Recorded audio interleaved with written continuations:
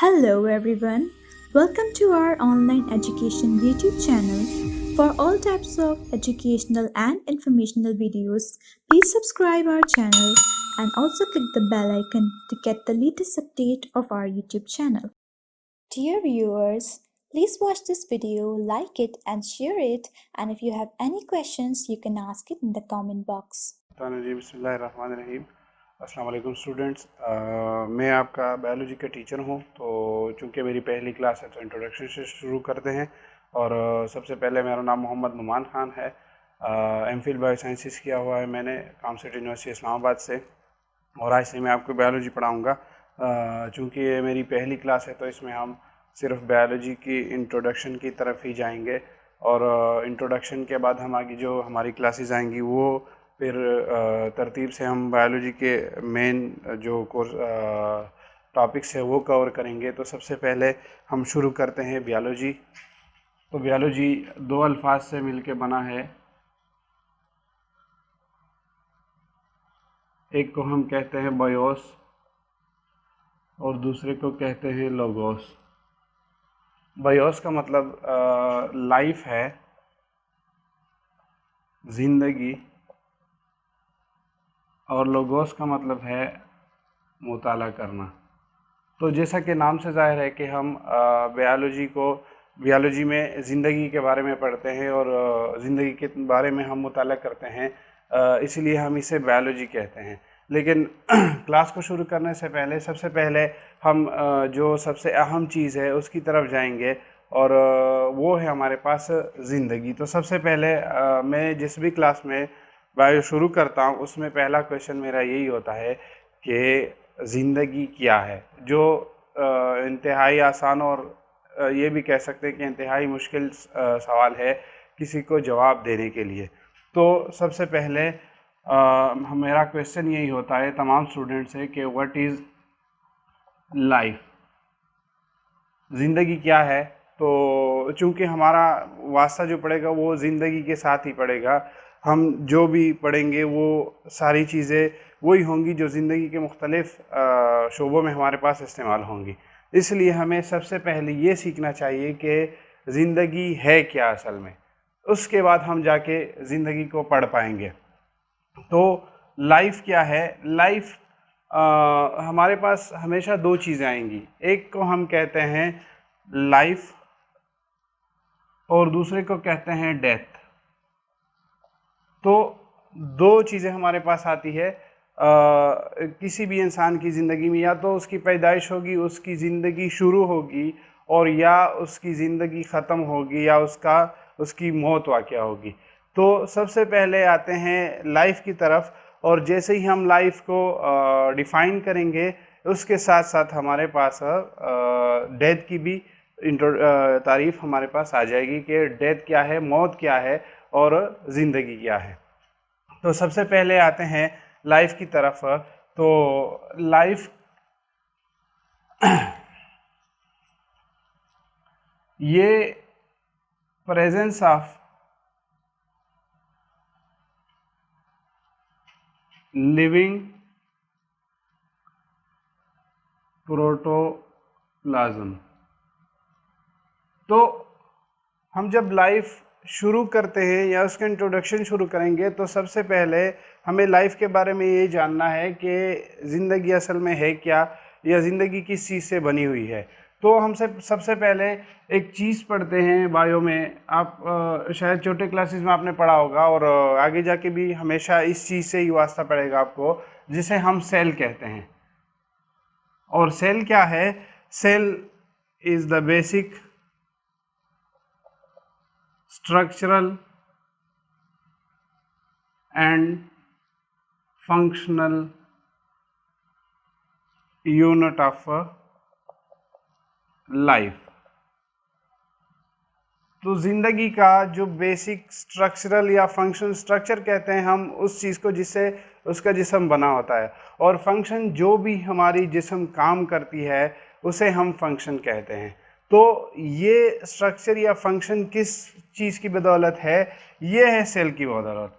सबसे पहले अगर हम देखते हैं या इंसान की पैदाइश को देखते हैं, तो जब नर और मादा मिलते हैं और उसके नतीजे में जो चीज़ बनती है, जो एम्ब्रियो बनता है, वो सबसे पहले वो पहला सेल होता है हमारा, और यहाँ से शुरू होती है ज़िंदगी। तो स्ट्रक्चरल और फंक्शन यूनिट ऑफ लाइफ हम सेल को कहते हैं। अब जाके हम ज़िंदगी की तारीफ़ करेंगे कि ज़िंदगी है क्या। ये हमारे पास हो गया सेल की तारीफ़। अब सेल की तारीफ़ से आगे हम जाते हैं ज़िंदगी की तारीफ़ पे। तो एग्जिस्टेंस या प्रेजेंस इसको हम कह सकते हैं, या एग्जिस्टेंस कह सकते हैं, एग्जिस्टेंस या प्रेजेंस ऑफ लिविंग प्रोटोप्लाज्म, या प्रोटोप्लाज्म को हम अगर एलाबोरेट करें, मैंने सेल की तारीफ़ इसलिए आपके लिए लिखी ताकि आपको प्रोटोप्लाज्म की जो एक्सप्लेनेशन है उसमें कोई दिक्कत ना हो। इसलिए हम कहते हैं प्रोटोप्लाज्म हमारा जो है लिविंग प्रोटोप्लाज्म, इसको हम लिविंग सेल भी कह सकते हैं। तो अगर हमारे पास ज़िंदगी है तो सेल का मौजूद होना ज़रूरी है।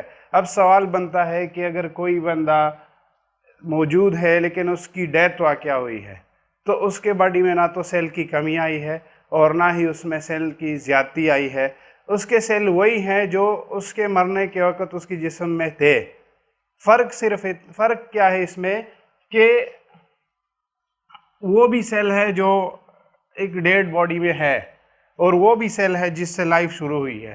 पहला सेल जिसे हम एम्ब्रियो कहते हैं वो हमारी लाइफ का सबसे पहला सेल था जिससे ज़िंदगी शुरू हुई थी।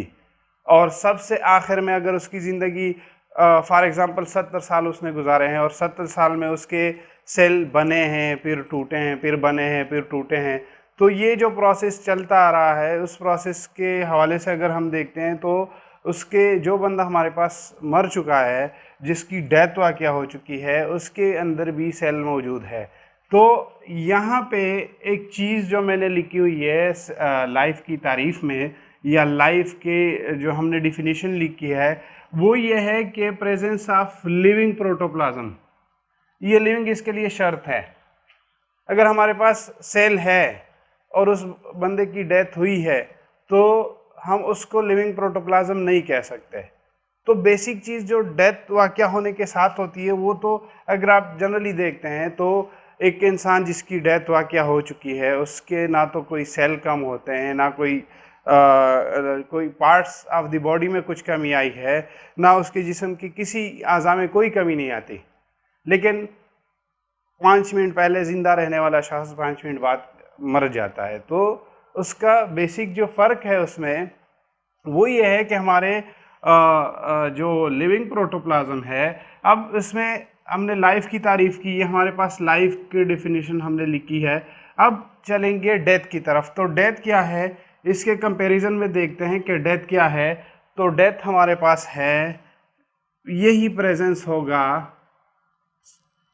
अमूमन मेरे जो स्टूडेंट्स हैं जो डेथ की तारीफ़ में गलती करते हैं, वो उन्हें लगता है कि अगर हम प्रेजेंस लिखते हैं किसी भी डिफिनीशन में तो उसका उलट हमारे पास एब्सेंस होगा। अगर एब्सेंस की बात करते हैं तो सेल तो हमारे पास था ही नहीं, लिहाजा एब्सेंस ऑफ प्रोटोप्लाज्म अगर हम कहते हैं तो ये डिफिनीशन डेथ की गलत होगी। तो डेथ की डिफिनीशन क्या है, presence of dead protoplasm. Living के मुकाबले में अगर हमारे पास प्रोटोप्लाज्म, या हम इसको सेल कह सकते हैं कि अगर हमारे पास डेड सेल है तो इसका मतलब यह है कि इस बंदे की डेथ वाक़या हुई है। तो ये बेसिक फ़र्क है उसमें। जो हमेशा स्टूडेंट्स गलती करते हैं वो यही है कि अगर मैं जिस भी क्लास में जाता हूँ और उनसे लाइफ की तारीफ़ पूछता हूँ, पहले तो किसी को पता नहीं होता, उसके बाद जब इसके इंट्रोडक्शन पे आते हैं और मैं डिफ़ाइन कर देता हूँ कि लाइफ क्या है या लाइफ की डिफिनीशन मैं उन्हें बता देता हूँ, तो फिर उनका जो बेसिक मसला है कि जब मैं उनसे डेथ के बारे में पूछता हूँ और डेथ में थोड़ा सा उसको एलाबोरेट करके बता देता हूँ कि डेथ बेसिकली क्या है, तो उनका डिफिनीशन जो होता है वो ये है कि वो प्रेजेंस की जगह एब्सेंस बता देते हैं। और एब्सेंस ऑफ प्रोटोप्लाज्म का मतलब ये है कि हमारे पास कोई बॉडी है ही नहीं। तो अगर कोई बॉडी है नहीं तो उसकी डेथ कैसे होगी। सो हमारे पास लाइफ के बाद जो प्रोसेस आता है उसे हम डेथ कहते हैं। और डेथ क्या है, जो हमने लाइफ की तारीफ की कि लाइफ क्या है हमारे पास, लाइफ है हमारे पास प्रेजेंस ऑफ लिविंग प्रोटोप्लाज्म, जिंदा सेल की मौजूदगी हमारे पास, हमारे यहाँ लाइफ कहलाती है। जिंदा सेल की मौजूदगी लाइफ है, जिंदगी है। अगर यही सेल डेड हो जाएं तब डेथ वाक़या होती है। अब सेल डेथ क्या है, सेल डेथ आगे जाके हम एडवांस लेवल पे पढ़ेंगे, लेकिन थोड़ा सा मैं आपको तो वो एलाबोरेट थोड़ा सा कर देता हूँ कि सेल डेथ क्या है हमारे पास। सेल डेथ जो है इसमें दो किस्म के डेथ हमारे पास आते हैं। एक होता है programme death, programme cell death, और दूसरा हमारे पास आता है एक्सीडेंटल सेल डेथ। इनको अलग अलग नाम दिए जाते हैं, वो बाद में हम पढ़ेंगे। एक्सीडेंटल सेल डेथ वो बाद में हम पढ़ेंगे कि इनका प्रोसेस क्या है, किस तरह ये सेल की डेथ होती है, और किस तरह हम एक बंदे को अगर एक ज़िंदगी है उसके मुकाबले में मौत किस तरह आती है, वो बाद में हम बार बार ये टॉपिक्स आके हम पढ़ेंगे। लेकिन थोड़ा सा मैं आपको सेल डेथ के बारे में बताऊँ। एक प्रोग्राम सेल डेथ होता है। प्रोग्राम सेल डेथ क्या है कि हर एक सेल का अपना एक लाइफ मुकर्रर है। तो वो सेल जब अपना लाइफ पूरा कर देता है और उसकी डेथ हो जाती है तो उसे हम प्रोग्राम सेल डेथ कहते हैं। मैं आपको एग्जांपल दूं, आपने सुना होगा कि हमेशा कहते हैं कि अगर आप ब्लड डोनेट करते हैं तो ब्लड डोनेशन में 120 दिन का टाइम आपको कहा जाता है कि आप 120 दिन के बाद दोबारा ब्लड डोनेट कर सकते हैं, इससे पहले नहीं। तो उसका नुकसान क्या है कि हमारी जो रेड ब्लड सेल्स हैं, आरबीसीज जो है हमारी, उसकी लाइफ 120 डेज के लिए है। तो ये नए सेल बनने का टाइम होता है हमारे पास, नए रेड ब्लड सेल बनने का हमारे पास टाइम होता है। तो उस टाइम को पूरा करने के लिए हमें कहा जाता है कि आपको 120 दिन ब्लड किसी को नहीं देना, और 120 दिन के बाद आप फिर दोबारा ब्लड डोनेट कर सकते हैं इजीली, उससे आपको फिर कोई मसला नहीं होगा। तो ये इसलिए ये समझाने का मतलब ये था कि इसे हम प्रोग्राम सेल डेथ कहते हैं। हर एक सेल के अंदर उसकी लाइफ के बारे में प्रोग्राम हुआ है कि उस सेल की लाइफ कितनी होगी। एक हमारे पास आता है accidental cell death. Accidental cell death ये है कि जनरली दो किस्म के डेथ आपको मिलेंगे किसी भी जगह जाते हैं आपको। एक ये कि बंदा वैसे खुद ब खुद मर जाता है, और दूसरा किसी एक्सीडेंट की वजह से मर जाता है। तो एक्सीडेंटल सेल डेथ ये है कि अगर आपका सेल लिविंग है, आपके सेल की लाइफ जो है, जो लिखी गई है, उसके अंदर जो प्रोग्राम हुआ है वो टाइम पूरा नहीं हुआ, लेकिन कहीं पे कोई एक्सीडेंट हो गया, तो एक्सीडेंट की वजह से आपके सेल मर सकते हैं, और उसे हम एक्सीडेंटल सेल डेथ कहते हैं। फॉर एग्ज़ाम्पल, किसी की गाड़ी टूट गई है और वो टकराया है किसी बड़ी गाड़ी से, और उसके टकराने के नतीजे में उसके जो सेल्स हैं, उसके जो स्किन के सेल्स हैं, उसके जो बोन्स के सेल्स हैं, वो सारे टूट चुके हैं, और उस वजह से अगर उसकी डेथ वाक़या होती है तो हम उसे एक्सीडेंटल सेल डेथ कहते हैं। सेल की भी डेथ होगी, और खुदा ना करे अगर बंदे की डेथ होती है तब भी वो रिस्पॉन्सिबल एक्सीडेंटल सेल डेथ ही होगा। लेकिन अगर हम जाते हैं प्रोग्राम सेल डेथ की तरफ, तो अगर एक बंदे की लाइफ 60 साल है और वो 60 साल गुजार चुका है, तो इसका मतलब ये है, और 60 साल के बाद उसकी डेथ हो चुकी है, तो इसका मतलब ये है कि इसके सेल के अंदर जो प्रोग्रामिंग हुई थी वो 60 साल तक ही थी, 60 साल के आगे उसने लाइफ नहीं जीनी थी, तो ये उसके पास प्रोग्राम सेल डेथ आ जाता है।